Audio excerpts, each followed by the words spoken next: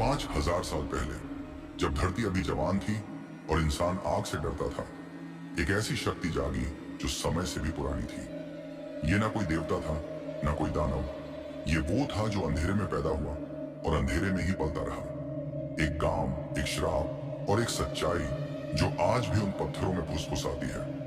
अगर आपकी हिम्मत है तो इस कहानी में कदम रखिए, लेकिन सावधान, क्योंकि यहां से लौटना आसान नहीं होगा। कहानी गुफा का काला सच। 5000 साल पहले एक विशाल पहाड़ी के नीचे एक छोटा सा कबीला बसा था। ये लोग सूरज की रोशनी में जीते थे और रात को अपने झोपड़ियों में छिप जाते थे। उनके गांव के पास एक गुफा थी जिसे मृत्यु का मुंह कहा जाता था। कबीले का नियम सख्त था, कोई भी उस गुफा के पास नहीं जाएगा। बुजुर्ग कहते थे कि वहां कुछ ऐसा छिपा है जो इंसानों का नहीं, बल्कि उस अंधेरे का है जो धरती बनने से पहले था। कबीले में एक जवान लड़की थी जिसका नाम सारा था। वो नन्ही थी, लेकिन उसकी जिज्ञासा उसकी उम्र से बड़ी थी। एक दिन जब सूरज ढल रहा था, उसने अपने दोस्तों के साथ शर्त लगाई कि वो गुफा के अंदर झांक कर आएगी। बच्चे हंसे, लेकिन किसी ने उसका साथ नहीं दिया।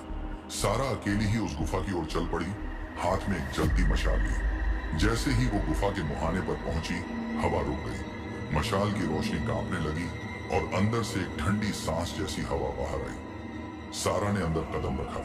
गुफा की दीवारों पर नक्काशी थी, चेहरों की, जिनके मुंह खुले थे जैसे वो चीख रहे हों। गहराई में एक बड़ा पत्थर का ढांचा था जिसके ऊपर एक काला पत्थर रखा था।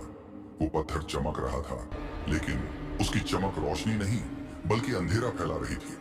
सारा ने उस पत्थर को छुआ, तभी एक गहरी डरावनी आवाज गुफा में गूंजी, तूने मुझे चुना। जमीन कांपने लगी और पत्थर से एक काला धुआं निकला। उस धुएं ने एक आकृति बनाई, लंबी, सूखी और ऐसी जिसके हाथों की उंगलियां अनंत तक फैली थी। उसका चेहरा नहीं था, सिर्फ एक काला गड्ढा था जो सारा को देख रहा था। सारा चीखी और भागने लगी, लेकिन गुफा का रास्ता गायब हो चुका था। उस रात सारा गांव में नहीं लौटी। कबीले वालों ने उसकी तलाश शुरू की।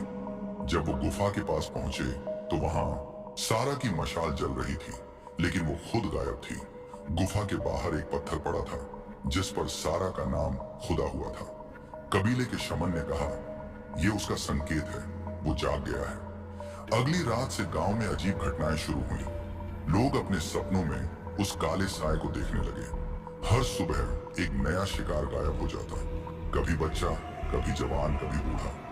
उनकी जगह सिर्फ एक पत्थर मिलता जिस पर उनका नाम लिखा होता। गांव में दहशत फैल गई। शमन ने एक अनुष्ठान शुरू किया। उसने गांव के चारों ओर आग की लकीर बनाई और 7 दिनों तक प्रार्थना करने का फैसला किया। पहली रात आग बुझ गई, दूसरी रात शमन की चीखें सुनाई दी, तीसरी रात गांव के कुत्ते गायब हो गए, चौथी रात बच्चों की रोने की आवाजें गुफा से आने लगी। हालांकि गांव में कोई बच्चा नहीं बचा था।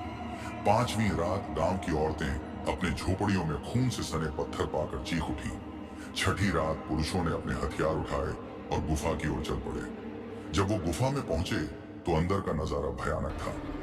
दीवारों पर उनके गांव के हर इंसान का चेहरा नक्काशी में बदल चुका था। सारा, शमन, बच्चे, सबके मुंह खुले थे जैसे वो चीख रहे हों। बीच में वो काला पत्थर अब और बड़ा हो गया था और उससे निकलता धुआं पूरे गुफा को भर रहा था। एक योद्धा ने अपनी भाला फेंका, लेकिन भाला हवा में रुक गया और पिघलने लगा। तभी वो साया प्रकट हुआ। उसकी आवाज हवा में गूंजी, तुम सब मेरे हो। एक एक करके योद्धा गायब होने लगे। उनके चीखने की आवाज गुफा में गूंजती रही, लेकिन बाहर सन्नाटा था। 7वें दिन जब सूरज उगा, गांव खाली था। न लोग, न झोपड़ियां, न कोई निशान।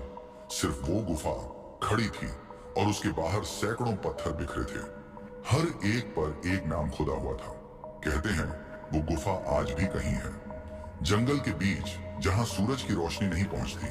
वहां जाने वाले कभी लौटते नहीं, लेकिन रात को अगर आप ध्यान से सुने तो फुसफुसाहट सुनाई देती है, तूने मुझे चुना।